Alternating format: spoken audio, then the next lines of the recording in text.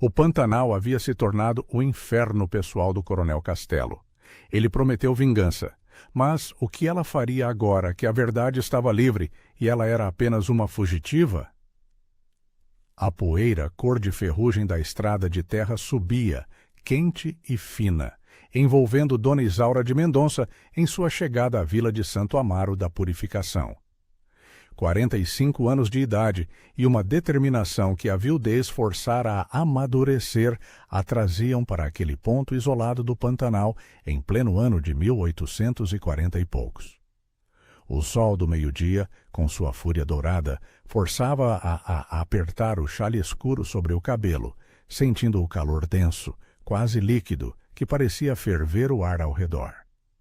Isaura buscava ali não apenas um refúgio, mas uma penitência, uma forma de pagar a dívida moral que carregava. A cabana, que os locais chamavam de Barracão do Finado, ficava a 2 léguas do vilarejo, aninhada em um terreno pantanoso. Era conhecida por ser amaldiçoada. Dizia-se que o espírito do antigo morador, assassinado brutalmente, guardava o lugar e ninguém ousava se aproximar. Isaura, que havia perdido tudo o que amava para a crueldade dos homens e das circunstâncias, não temia mais fantasmas. A vida tinha-lhe ensinado que o mal real vestia farda e falava alto. Ela comprou a propriedade por uma ninharia, sabendo que a reputação de desgraça era seu melhor preço. Ao chegar ao barracão, a primeira coisa que a atingiu não foi o medo, mas o cheiro. Não o aroma de podridão que esperava, mas um odor metálico, de água parada misturado com algo terroso, pesado, quase sufocante, uma sensação que trouxe, por um instante, a lembrança de algo queimado, como fumaça de cedro, um cheiro que ela tentava esquecer há anos. A cabana, de pau a pique e telhado de sapê, pendia tristemente sobre as palafitas gastas. A casa parecia sugar o som. As cigarras, ensurdecedoras na mata, emudeciam ao se aproximarem da cerca torta. Aquele silêncio era uma coisa viva, um peso sobre os ouvidos. Isaura sentiu o suor escorrer frio pelas costas ao empurrar a porta, que rangeu num gemido arrastado, parecendo protestar contra a entrada de mais uma alma. As primeiras semanas foram de trabalho duro e silencioso. Isaura se recusou a contratar ajuda local, temendo que a curiosidade dos vizinhos, já alimentada por superstições, se voltasse contra ela. Ela limpava o pó de anos, o lodo seco e a teia de aranha que ligava as paredes ao teto. O coronel Eurico Castelo, o verdadeiro poder na região, era a razão pela qual ela estava ali. Ele havia arruinado sua família e ela precisava de uma nova vida, longe de seu alcance. Mas a sombra dele pairava sobre todas as conversas na vila, um nome que se sussurrava com mistura de temor e respeito. Em uma tarde de tempestade iminente, enquanto Isaura arrastava um armário embutido na parede da alcova, ela notou que as tábuas do assoalho pareciam mais soltas em um ponto. O vento forte uivava lá fora, trazendo a chuva torrencial do Pantanal que chicoteava o telhado. Sob a tábua instável não havia terra, mas um recesso cavado na madeira. Dentro, um pacote embrulhado em oleado mofado. Seu coração deu um salto, não de susto, mas de uma premonição fria e incisiva. Ali estava, afinal, o segredo daquele lugar. O pacote continha 3 cadernos, escritos à mão em tinta já desbotada, e um objeto estranho, um cordão de seda, vermelho sangue, grosso e trançado, que ela guardou sem pensar em seu bolso. O cheiro de bolor dos papéis era intenso. Os cadernos detalhavam, com caligrafia nervosa, os negócios e as atrocidades cometidas por um certo comandante C, que não deixava margem para dúvidas quanto à sua identidade. Coronel Eurico Castelo. Os documentos lhe descreviam como o coronel havia esmagado a resistência de pequenos fazendeiros, roubado suas terras e, pior, ordenado o assassinato do morador anterior da cabana, um comerciante que havia testemunhado seus crimes. A dívida da água, mencionada nos papéis, parecia ser a chave para entender o esquema de grilagem de terras às margens do rio. Isaura leu os documentos até a luz da lamparina se apagar. Eles eram o testemunho que ela buscava, a bala de prata contra o homem que jurou nunca ser tocado pela lei. Ela tinha vindo para se esconder, mas acabara de encontrar a arma para uma vingança que nem sequer havia ousado sonhar. O peso daquele segredo era mais opressor do que o calor do Pantanal. A vingança, ela percebeu, não era mais apenas sobre si mesma, mas sobre o homem que jazia sob a terra e todos os outros que o coronel havia pisoteado. Na manhã seguinte, um mensageiro magro e sujo da vila de Santo Amaro, montado em um cavalo pardo, parou diante do barracão. Ele disse que o coronel Eurico Castelo, ao saber da compra da cabana, ordenara que a nova proprietária se apresentasse em sua fazenda para acertar as dívidas de água da propriedade. A dívida da água. O que faria dela o coronel Castelo se descobrisse que ela possuía os documentos que o condenavam? Isaura sentiu o arrepio do medo real, não do misticismo, mas da crueldade humana, roçar sua espinha enquanto segurava o cordão de seda vermelho que encontrara junto aos papéis. Ela não podia mais voltar atrás. Seu refúgio havia se tornado o centro de uma guerra que ela não tinha como vencer, mas que estava destinada a lutar. A ameaça pairava no ar como o calor estagnado antes da chuva. O coronel sabia que alguém estava no lugar onde ele havia enterrado seu segredo, e agora a caçada havia começado. Isaura prendeu a respiração, observando o mensageiro se afastar na nuvem de poeira que se tornara sua marca na paisagem. O convite do coronel Eurico Castelo não era um pedido, mas uma convocação. Ela sabia que a fazenda da Santa Bárbara era mais que uma propriedade. Era a fortaleza de um poder que se estendia por léguas do Pantanal. Seus pés, calejados pela nova vida, a levaram de volta para a alcova silenciosa, para os cadernos escondidos sob o falso assoalho. O cheiro de oleado e tinta antiga parecia, e agora, o perfume da liberdade, misturado com o salgado do seu próprio suor de nervosismo. Ela estava em uma encruzilhada moral. O que a impulsionava era a dor da perda e a ânsia de reparação, um plant que a levara a anos de autoexílio e busca por justiça. Seu marido havia sido arruinado por esquemas similares de apropriação de terras, embora ele nunca tivesse a coragem de lutar abertamente contra o poder. Ela lutaria, mas a luta exigia cautela. Ela não podia simplesmente apresentar os documentos. O coronel a aniquilaria antes que a notícia cruzasse os limites de Santo Amaro. Decidida a jogar o jogo do coronel, Isaura preparou-se para a visita. Ela vestiu seu melhor, porém mais sóbrio, vestido de chita escura, o mesmo que usara no funeral de seu esposo. Antes de sair, ela dobrou os cadernos e o cordão de seda carmesim. Separou o cordão, amarrando-o ao redor da cintura, por baixo da saia. O toque da seda trançada na pele era um lembrete constante da ameaça e da promessa. Deixou os cadernos, no entanto, escondidos em um lugar novo, no forno desativado da cabana, coberto por uma camada de cinzas frias e espessas. Ninguém procuraria ali. O trajeto até a Santa Bárbara foi longo e lento sob o sol da tarde, que parecia derreter o horizonte em tons de cobre e bronze. Mumbuse ama. O barulho das rodas da carroça, alugada na vila, era o único som que quebrava a monotonia da estrada esburacada. Ao se aproximar, a diferença entre o barracão do finado e a fazenda do coronel era gritante. A fazenda era uma casa grande, caiada de branco, com janelas imponentes protegidas por treliças de madeira escura. Havia movimento, o tropel de cavalos, vozes duras de capatazes e o ruído ritmado de um martelo distante. O cheiro de mofo da cabana era substituído pelo forte odor de couro, estábulo e café recém-coado. O coronel Eurico Castelo era um homem grande, de ombros largos, com um rosto que parecia esculpido em granito. Seus olhos castanhos, pesados e penetrantes, inspecionaram Isaura da cabeça aos pés quando ela foi conduzida à sua sala de escritório. A sala era escura e quente, forrada de couro e madeira escura. O único som era o ranger lento e compassado do ventilador de teto de metal enferrujado. Dona Isaura de Mendonça, a voz do coronel era grave e untuosa. A viúva que comprou o barracão do finado, uma mulher corajosa ou tola? Isaura manteve o olhar firme, ignorando a intenção de intimidá-la. Sou apenas uma mulher buscando um lugar tranquilo, coronel. Não sou uma ameaça a seu império. Não há império sem ordem, minha senhora, ele replicou, batendo a mão espalmada sobre a mesa de mogno. O ruído seco ecoou no cômodo.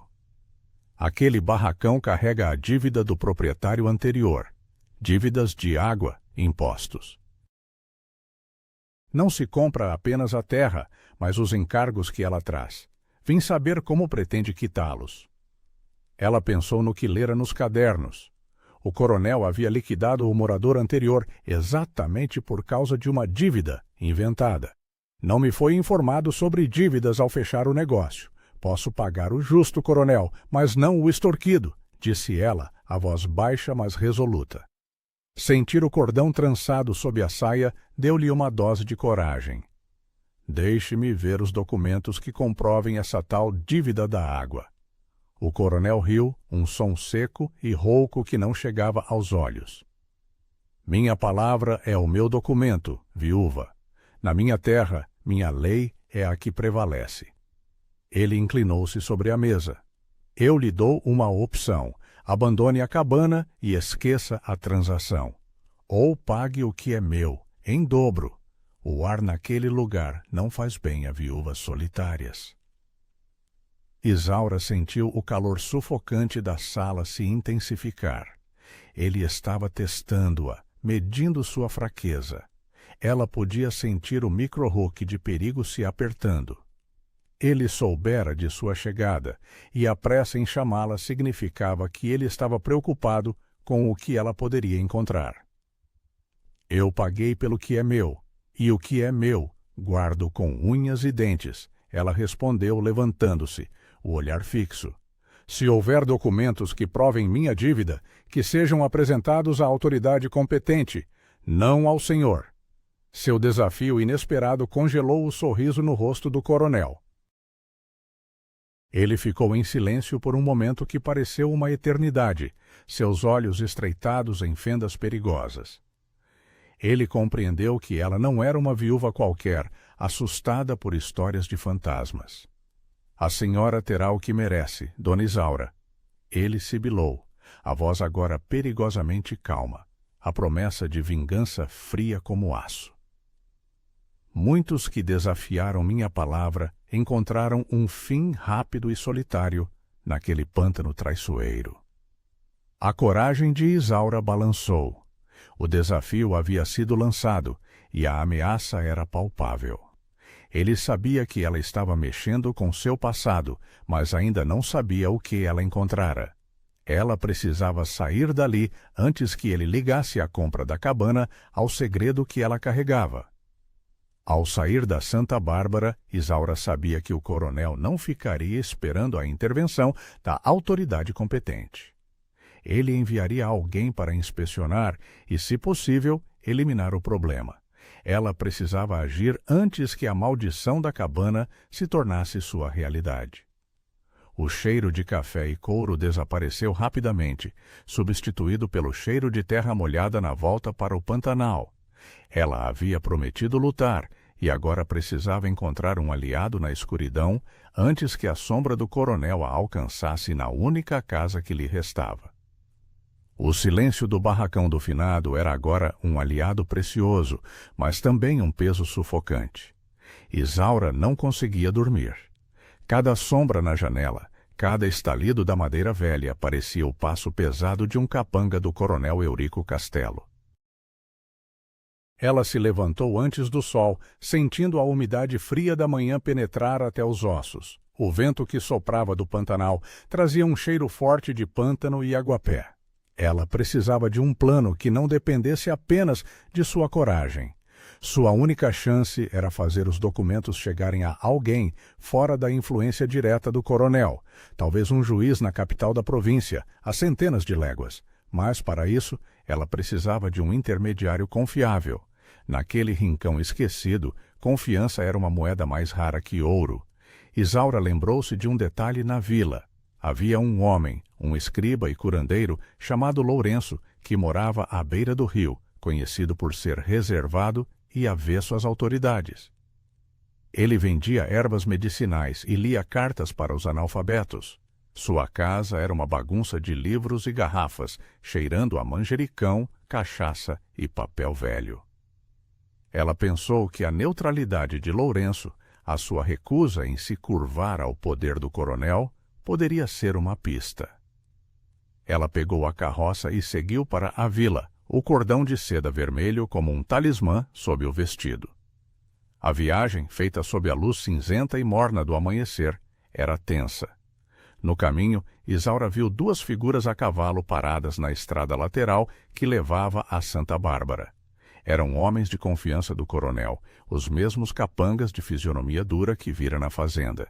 Eles estavam parados, observando-a. O micro-hook da vigilância fez seu estômago embrulhar. O coronel não havia esquecido o desafio. Isaura apressou o cavalo, tentando parecer apenas uma viúva preocupada em chegar ao mercado. Ela sentiu o olhar pesado dos homens como duas pedras nas suas costas.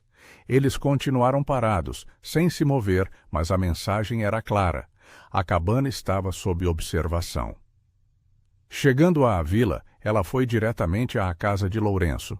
O curandeiro era um homem de meia idade, magro, com óculos de aros de metal e dedos manchados de tinta. Ele a convidou a entrar, e a pequena casa ofereceu um alívio do calor e da tensão externa.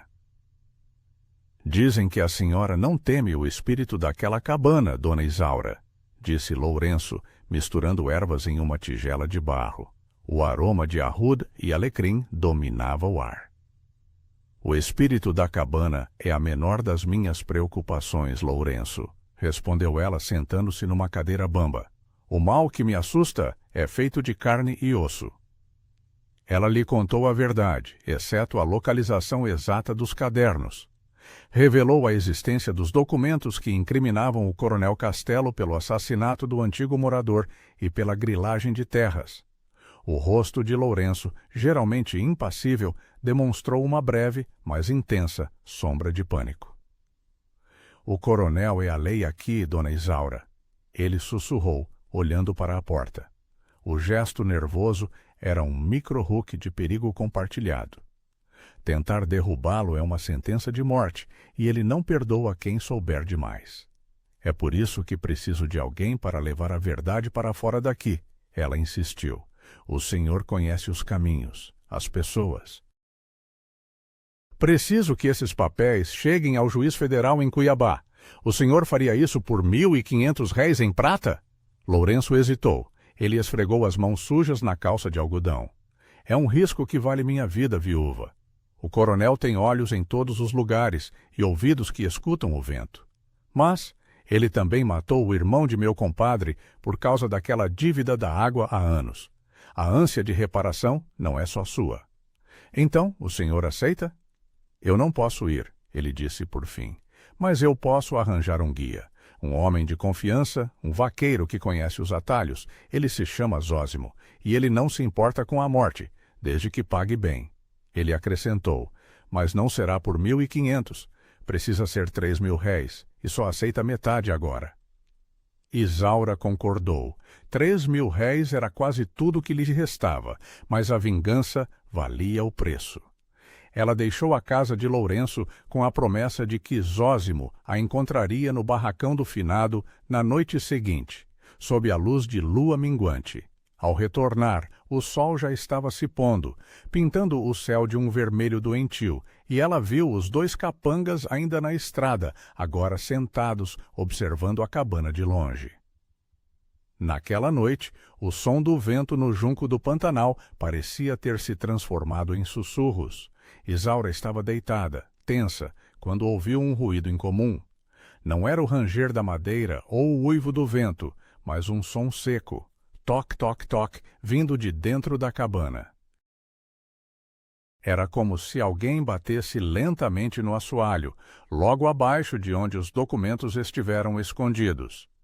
Ela segurou a respiração, sabendo que aquilo não era o vento. O coronel havia enviado seus homens, e eles estavam revistando a casa. O toque seco no assoalho não era o fantasma da cabana, mas a mão real e pesada de um dos capangas do coronel. Isaura deslizou para fora da cama, o corpo tenso em uma mistura de terror e raiva fria. A noite estava escura, apenas uma réstia da lua minguante filtrava pelas frestas. Ela podia sentir o cheiro forte de suor e tabaco invadindo a sala através dos buracos na parede de pau a pique. Os homens haviam entrado sem forçar a porta, sinal de que a tinham arrombado mais cedo e a fechado de forma displicente. Isaura sabia que, se fosse descoberta ali, as desculpas seriam inúteis. Os capangas estavam procurando a dívida da água, o segredo que o coronel temia ter sido encontrado. Ela se moveu furtivamente para o canto onde guardava a única arma que tinha, uma faca de cozinha, com a lâmina gasta, que ela havia afiado na pedra de amolar. O toque frio do metal na mão lhe deu um foco repentino. Ela se escondeu atrás de um balcão improvisado que usava para guardar temperos. Os dois homens, cujas silhuetas escuras eram visíveis na fraca luz, estavam agachados no centro do quarto, examinando o assoalho. O toque-toque-toque parou. — Não está aqui, Juvencio — sussurrou uma voz grave. O chefe disse que o antigo morador escondeu algo debaixo daquelas tábuas soltas. Ela deve ter encontrado e levado. Ele disse alguma coisa. Respondeu o outro, mais agudo. Pode ser qualquer coisa. O homem estava enlouquecido antes de morrer. Um pedaço de pano, uma moeda. Por que o coronel está tão nervoso? Não pergunte, apenas obedeça. Se a viúva achou e levou, ela vai pagar. O coronel não quer que a sombra do passado assombre sua fazenda. Isaura ouviu um deles se aproximar da alcova, justamente o local onde os cadernos haviam sido encontrados. Ela apertou a faca, o coração batendo rápido no peito. O micro-hook de um confronto inevitável a fez prender a respiração, sentindo a rugosidade da parede de madeira contra suas costas. De repente, um som alto e inesperado veio de fora, o relincho irritado de um cavalo e um grito abafado. — O que foi isso? — perguntou Juvencio. — Deve ser o cavalo solto da viúva — disse o primeiro, já se movendo para a porta. — Vamos olhar lá fora. Não podemos ficar aqui a noite toda. O coronel quer a cabana revistada, mas não quer que sejamos vistos por gente da vila. Eles saíram apressadamente. Isaura esperou, tensa, o cheiro de tabaco dos homens ainda pairando. Ela só relaxou quando ouviu o som de cascos se afastando pela estrada de terra. Aquele momento de distração havia sido sua salvação, mas ela sabia que eles voltariam. Ela saiu do esconderijo, o corpo tremendo levemente. Olhou em direção ao forno, onde os cadernos estavam escondidos sob as cinzas frias. Ela ainda tinha tempo. O cordão de seda, envolto em seu corpo, parecia vibrar de tensão. O sol nasceu, trazendo consigo um calor úmido e o aroma doce e forte das flores de água do pântano. Isaura passou o dia em alerta, simulando uma rotina de limpeza, mas seus olhos examinavam constantemente o horizonte. Por volta da metade da tarde, ela estava na parte de trás da cabana, perto do manguezal, usando um balde de zinco para recolher água do rio, quando ouviu o som distinto de um galope lento e metódico. Não era o barulho impetuoso dos capangas. O cavaleiro parou junto à cerca. Era um homem alto e magro, vestido com sua roupa de vaqueiro, o rosto queimado de sol e poeira e um olhar distante e quase triste. — Dona Isaura? — perguntou ele a voz rouca. — Sou Zósimo. Lourenço me mandou. Ele disse que há um trabalho que precisa de pés ligeiros e boca fechada. E que a senhora tem 3.000 réis. Isaura colocou o balde no chão, sentindo o peso da decisão. O homem parecia exausto, mas seus olhos, de um azul claro surpreendente, eram atentos e não demonstravam ganância, apenas cansaço. Sim, Zósimo, tenho o trabalho. Não é apenas uma encomenda, é o destino de muitos que dependem de sua discrição, disse ela, usando as palavras do escriba. É um pacote que deve ir para Cuiabá, para o juiz federal, sem que o coronel Eurico Castelo descubra. O vaqueiro não reagiu ao nome do coronel com medo, mas com um aceno lento, quase um assentimento ao inevitável. O coronel é a sombra deste lugar, disse Zósimo, com a voz baixa, como se falasse para si mesmo. Eu conheço os atalhos. Estarei pronto para sair antes da meia-noite. Onde está o pacote? Isaura sentiu um aperto no peito, percebendo que a entrega dos cadernos era o ponto sem retorno. Ela precisava confiar naquele homem estranho. Ela o levou para dentro, para o forno, e puxou os cadernos, agora envoltos em um lenço. O cheiro de cinzas e tinta. Aqui está, disse ela, entregando-lhe o embrulho. E aqui está a metade do pagamento, em prata. A outra metade será entregue em Cuiabá, por Lourenço, quando ele receber a confirmação da entrega. Zósimo guardou os cadernos sob a camisa, o volume fino mal perceptível. Ele olhou para Isaura, um momento de silêncio denso entre eles. Se eu for pego, dona Isaura, ele disse, sério, só meu corpo chegará ao coronel. O segredo será engolido pelo Pantanal. Cuide-se, ele sabe que a senhora tem algo. O vaqueiro partiu pouco antes do anoitecer, misturando-se à neblina que subia do rio. Isaura ficou sozinha novamente, mas o silêncio parecia mais pesado agora. A ameaça do coronel não havia diminuído.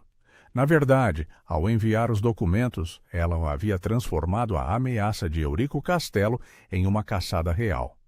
Ela sabia que o coronel não ficaria satisfeito apenas com a cabana. Ele queria o segredo. E se ele descobrisse que os cadernos haviam partido, a fúria dele não conheceria os limites. 2 noites se passaram desde a partida de Zósimo. A tensão havia se transformado em um nervosismo físico. Isaura não conseguia mais sentir o calor do fogão ou o cheiro da terra. Apenas o frio da expectativa a dominava. Ela permanecia na cabana, fingindo tranquilidade para os olhos invisíveis do coronel, mas a cada ruído do pântano ela sentia o pulso acelerar. Ela se forçava a limpar, a remendar, a fazer coisas que, por si só, eram inúteis, mas que a mantinham centrada. Na manhã do 3º dia, Isaura estava na soleira da porta, sentindo a umidade espessa da névoa da manhã na pele, quando viu o coronel Eurico Castelo se aproximar, desta vez pessoalmente, montado em um cavalo baio de crina escura. Ele não estava acompanhado de capangas, mas sim de um homem de terno riscado e chapéu de feltro, que parecia um oficial da justiça, com um rosto pálido e cansado, e um olhar que evitava o dela. A presença do coronel sem seus jagunços era, de alguma forma, mais intimidadora. Ele vinha para uma performance de poder. O coronel apeou do cavalo com um movimento pesado, mas firme. Ele parou a poucos passos de Isaura, os olhos penetrantes varrendo a cabana, como se buscasse o ponto exato onde o segredo havia sido guardado. Dona Isaura, começou o coronel, a voz baixa, mas carregada de ameaça contida. O que me nega pela força da lei, eu tomo pelo direito da posse. Este é o escrivão Evaristo. Ele veio atestar o estado lamentável de sua propriedade e a dívida que ela representa. O escrivão Evaristo pigarreou nervosamente, sentindo o olhar de Isaura. Ele segurava uma pasta de couro velha, de onde tirou um papel amarelado e assinado. Senhora Mendonça, vim por ordem do juiz distrital. O coronel Castelo apresentou provas de que esta terra está sob embargo judicial devido a uma dívida de água não paga pelo proprietário anterior, o finado senhor Alcides. A senhora tem 24 horas para quitar a dívida, ou a propriedade voltará para as mãos do credor, o coronel Castelo. Isaura sentiu um momento de vertigem. O coronel havia fabricado documentos de embargo com a cumplicidade de um juiz. Essa era a segunda etapa de sua escalada. Não mais ameaça, mas a lei falsificada. Onde estão as provas da dívida, escrivão? Perguntou Isaura, tentando manter a voz estável, mas sentindo o nó apertar em sua garganta. O coronel as tem. Minha função é apenas atestar o aviso de despejo, disse Evaristo, evitando olhar diretamente para o coronel. O escrivão tremia levemente, um micro-hook que revelava seu medo do coronel, não de Isaura. Se for assim, disse Isaura, respirando fundo e fixando os olhos no coronel, então que assim seja. Eu não tenho os 20.000 réis que o senhor exige, nem a intenção de pagar por uma fraude. Mas tenho algo que, creio, vale mais que 20.000 réis. Isaura estendeu a mão para o bolso, e o coronel deu um passo para trás, a mão instintivamente indo para o cabo da arma que carregava no cinto. Em vez de uma arma, ela tirou o cordão de seda carmesim, grosso e trançado, o objeto que encontrara junto aos cadernos. Ela o ergueu, deixando que a cor berrante contrastasse com a chita escura de seu vestido. Isto, disse ela com a voz embargada pela emoção, é a prova de que o senhor Alcides, o finado, não apenas foi assassinado por suas ordens, coronel, mas que foi asfixiado por este mesmo cordão que estava com os documentos. O cordão de seda vermelha era um dos plants que ela carregava, uma pista tangível que, sem os documentos, era apenas um item macabro. O coronel Castelo, que até então estava em perfeito controle, ficou pálido. O sangue pareceu sumir de seu rosto largo e bronzeado. Ele não esperava que ela mencionasse o assassinato, muito menos que exibisse o objeto do crime. O vermelho sangue do cordão parecia refletir a fúria em seus olhos. Seu nervosismo era um micro-hook avassalador. Isso é uma calúnia infame de uma mulher desequilibrada, rosnou o coronel, recuperando a compostura com dificuldade. Ele olhou para o escrivão. Evaristo, este é um assunto pessoal. Continue sua parte e vá embora. O escrivão, aliviado, colocou o aviso na porta e se afastou apressadamente, montando no cavalo sem olhar para trás. O coronel e Isaura ficaram sozinhos. O ar cheirava a terra molhada e a ameaça. A senhora cometeu um grande erro, viúva, sibilou o coronel, dando um passo à frente. Essa sua busca por isenção moral vai custar sua vida. Onde estão os documentos que você encontrou? Não estão mais aqui, respondeu ela, apertando o cordão, sentindo a textura da seda contra a palma da mão. Ela tentou mostrar uma calma que não sentia. Eles já estão a caminho de um lugar onde sua palavra não vale mais que um papel queimado. Minha ânsia de reparação não é mais um segredo. O coronel Castelo perdeu completamente o controle. Ele avançou em direção a ela, os olhos em brasa, e o ar ao redor parecia vibrar com sua raiva.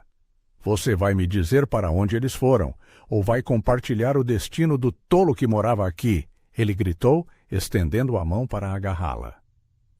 O plano de Isaura havia funcionado. Ela ganhara tempo, enviara os documentos e confirmara a culpa do coronel. Mas, ao revelar que sabia do assassinato, ela havia transformado a ameaça de despejo em uma sentença de morte imediata. Ela se afastou do coronel, seus pés tropeçando na terra solta. O coronel não a deixaria ir. O silêncio do pântano era quebrado apenas pelo som pesado de sua respiração. Ele estava muito perto. Ela precisava de um milagre para sobreviver ao ataque daquele homem. O ataque do coronel Castelo foi rápido e selvagem. Ele não sacou a arma, preferindo o silêncio brutal do confronto físico. O coronel era grande e pesado, e Isaura era apenas uma mulher de 45 anos. Mas a adrenalina da sobrevivência a impulsionou. Ele estendeu a mão para agarrar o cordão de seda, mas Isaura se esquivou com um movimento brusco, quase caindo. Ela sentiu o sopro quente e fétido de sua respiração. O cheiro de suor, couro e raiva era sufocante.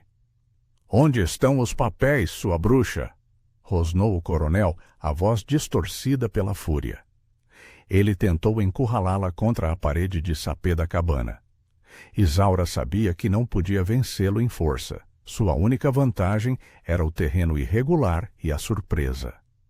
Em um ato desesperado, ela se jogou para o lado, para a beira do declive que descia em direção ao pântano.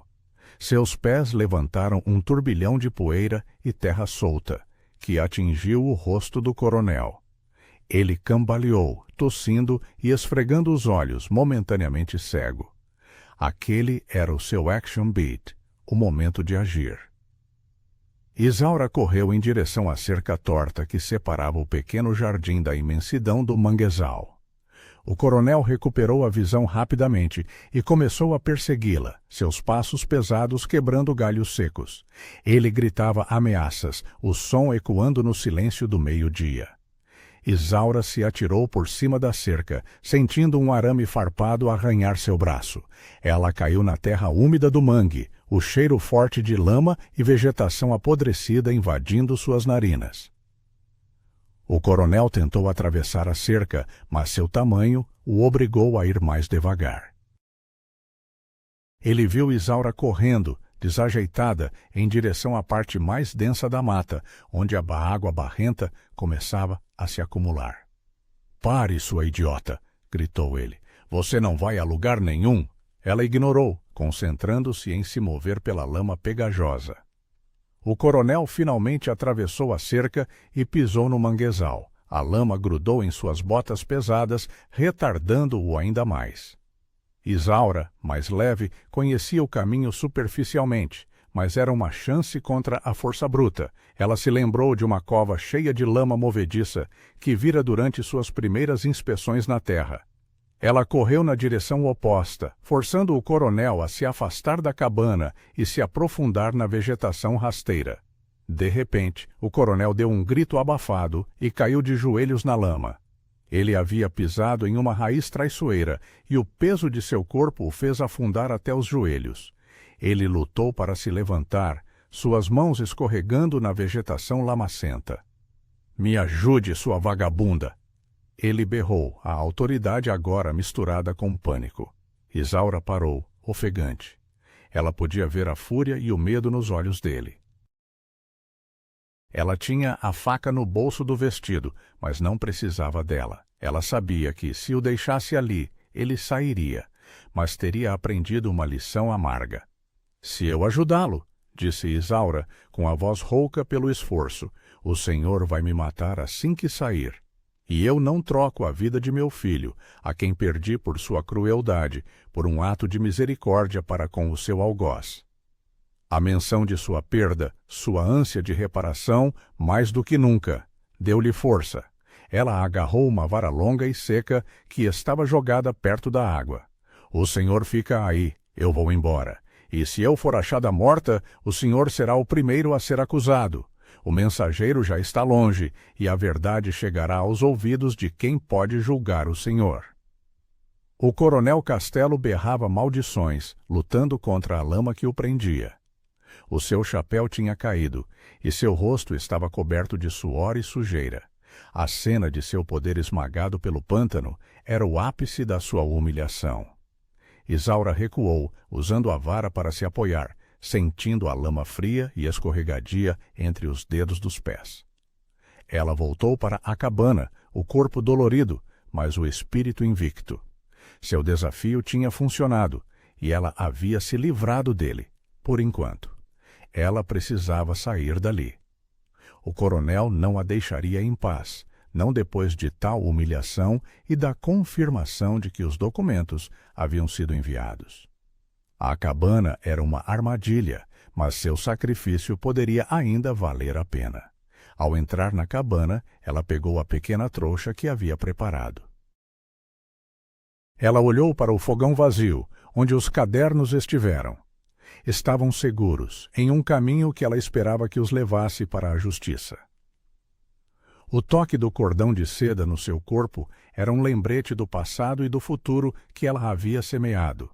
Ela saiu pela porta dos fundos e se dirigiu para o matagal mais denso, em direção ao rio, onde ela poderia encontrar um canoeiro que a levasse para longe da influência do coronel.